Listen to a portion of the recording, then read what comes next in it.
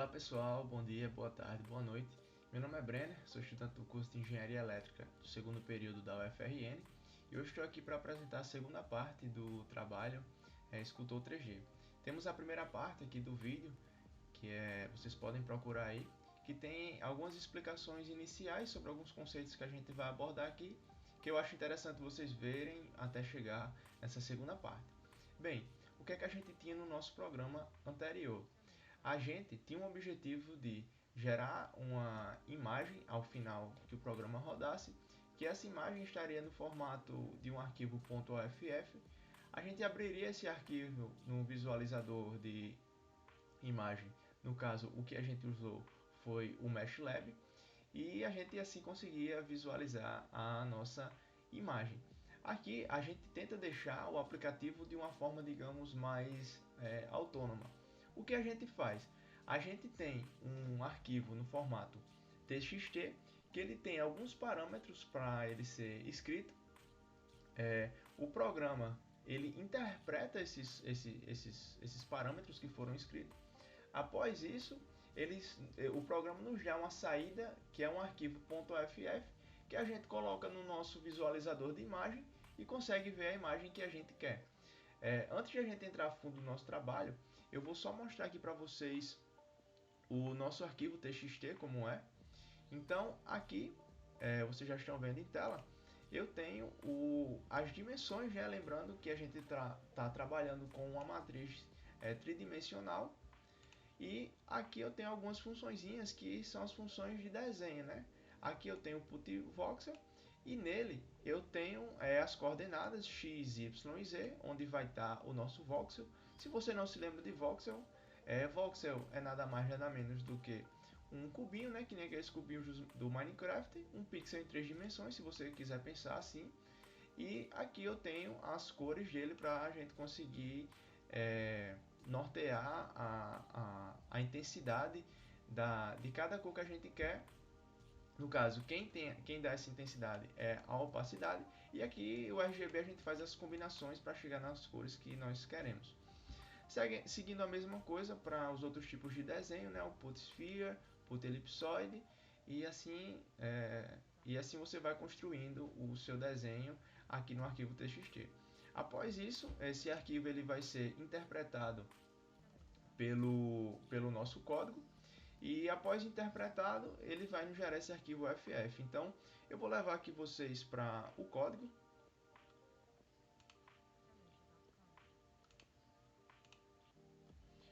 Estamos aqui do nosso código. Antes de a gente falar em si do código, eu vou falar um pouco de alguns conceitos que foram abordados nessa disciplina. Que um dos conceitos que eu achei bem interessante é a questão de herança, que acontece quando eu tenho duas classes que elas compartilham estruturas entre si. Eu tenho uma classe mãe e tenho as suas herdeiras, a classe filha, que elas vão compartilhar algumas coisas entre si, o que vai deixar o nosso código ele um pouco mais enxuto e a gente vai conseguir reaproveitar ele para outros projetos. Outro conceito bem legal foi o conceito de classes abstratas. A própria classe figura geométrica ela se trata de uma classe abstrata, porque se você pensar no conceito de figura geométrica, ele é um conceito um pouco assim inimaginável quando você não diz o tipo de figura geométrica. Eu digo, desenhe figura geométrica. Sim, mas qual figura geométrica? Um quadrado, um círculo, um retângulo e dentre outros, né? Então essa figura geométrica ela é uma classe abstrata, a gente vai ver mais à frente, virtual. Aqui de início eu tenho as variáveis float, né? O RGBA, que é o red, green, blue, e aqui vai ser a opacidade, né? Que eu já havia falado anteriormente. Aqui eu já tenho o nosso construtor da classe, o nosso destrutor e tenho a função virtual igualada a zero, porque ela é uma função virtual pura. Então aqui essa função virtual, o que ela vai fazer? Ela vai forçar o nosso programa a executar os métodos nessas classes filhas, nessas classes que são classes concretas que vão ser dependentes da classe mãe, né, que vai ser a classe figura geométrica. Então ele faz a implementação dos métodos não classe figura geométrica, mas nas classes concretas. Tenho aqui a implementação da nossa figura CPP, que é uma implementação simbólica, porque como ela se trata de uma classe abstrata, não vai ter implementação nenhuma para ela. Vindo aqui para a parte do nosso sculptor, ele está bem menor e mais enxuto, porque aqui a gente vai ter apenas os métodos mais importantes para a criação da nossa matriz. Então, já aqui de início eu tenho a função construtora, né, com a alocação dinâmica, que ela vai receber o número máximo de dimensões que eu vou utilizar. Tem uma função destrutora que vai fazer a parte da liberação da memória do nosso programa. E agora, se vocês prestarem atenção aqui, a gente vai ter apenas o setColor, o putVoxel e o cutVoxel, porque a gente vai ter apenas os métodos mais importantes aqui. Então a gente conseguiu deixar o nosso sculptor CPP ele um pouco menor, na verdade bem menor. O setColor ele vai ser responsável por dar cor aos voxels. O putVoxel ele vai ser responsável por tornar visível o voxel na nossa matriz. E o cutVoxel vai ser responsável por não tornar esse voxelzinho visível. Então, se você, por exemplo, tem aí um cubo mágico e você quer tirar, por exemplo, algum cubinho do meio desse cubo, então você é só utilizar a função putVoxel. Vindo aqui, vou mostrar para vocês um exemplo aqui de classe abstrata. Deixa eu ver qual eu pego. Vou pegar a putellipsoide. Pronto. Aqui a gente tem a nossa classe abstrata, a putellipsoide, e aqui a gente a parte de atribuição dos valores para as variáveis. E aqui são os valores que vai ser atribuído aos voxels que estarão presentes no nosso desenho ao final. Mas para tudo isso dar certo, a gente tem que ter o nosso leitor, né? Então, o nosso leitor, vindo aqui mostrando o header dele, ele vai fazer justamente a parte da interpretação do nosso arquivo TXT, que vai gerar o nosso arquivo FF. Então, ele lê as informações para fazer a implementação. Mais uma vez, eu tenho as variáveis float, as dimensões, porque isso aqui vai ser lido no TXT. Aqui eu tenho a declaração de alguns métodos, né? O método construtor.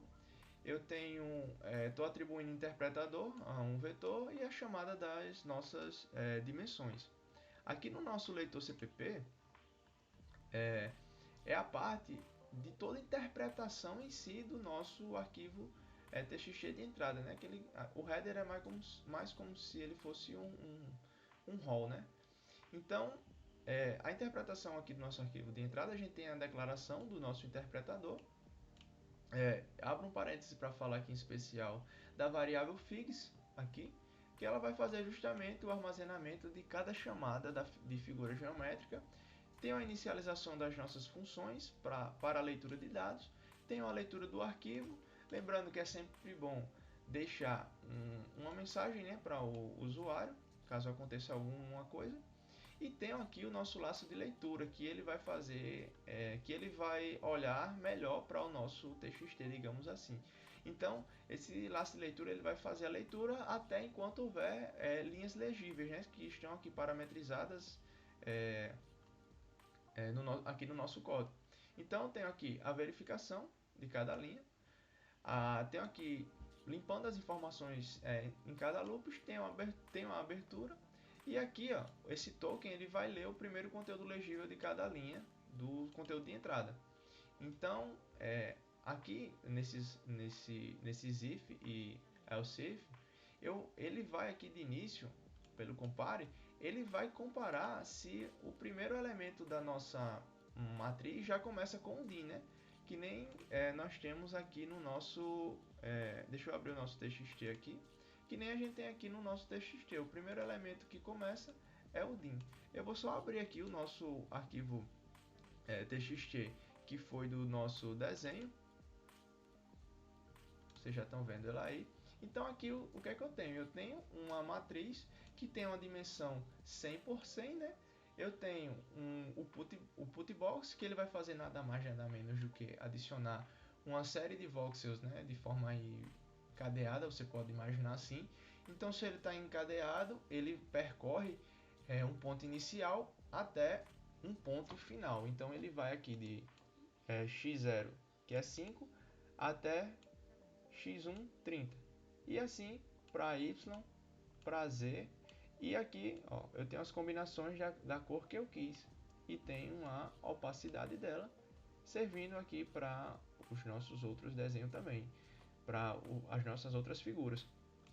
Logo, aqui ele vai fazendo a comparação, né, seguindo essa mesma ideia aqui do DIN, comparando para output voxel, para output voxel e até enquanto houver as linhas legíveis. Vou só fechar aqui. Ao final ele retorna o conteúdo e tem a chamada dos métodos get para as dimensões a fim de criar a nossa matriz.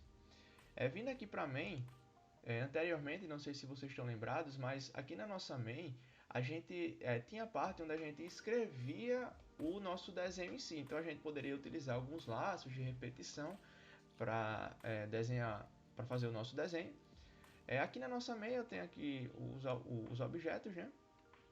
Tenho um ponteiro para cada posição da variável fix e tem uma interpretação do figs na entrada do nosso arquivo. Então vocês estão vendo aqui, ó, o nosso arquivo é chamado ler.txt. Tem uma definição dos tamanhos das matrizes com os gets das dimensões para alocação de memória. E tem um laço for, né, para percorrer essa variável fix.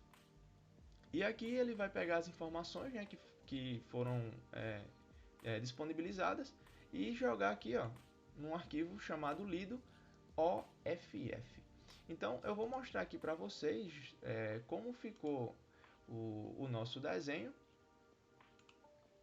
Então aqui nós temos aqui mais uma vez o famoso martelo do Thor, o Mjolnir, e nele aqui eu confesso que foi um pouco mais difícil de utilizá-lo, principalmente porque a gente utilizava-se de alguns laços para a gente conseguir fazer, por exemplo, o desenho do nosso cabo. Agora a gente não conseguiu fazer isso aqui, então a gente teve que utilizar de outros recursos no TXT para a gente conseguir realizar esse feito. Então temos aqui mais uma vez, né, os voxelzinhos. Eu sempre gosto de apresentar ele de um jeito que fica mais lisinho assim, que fica mais bonito visualmente. E a minha opinião sobre o trabalho é que foi bem legal e interessante chegar aqui nessa parte final e aprender coisas mais sofisticadas da linguagem C++. E agradeço o professor Agostinho por ter tornado o fazer desse trabalho de um jeito mais dinâmico. E eu só tenho a agradecer mesmo e incentivar para que o professor continue aplicando essa metodologia dele nos próximos semestres aí para os outros alunos. Obrigado e é isso aí.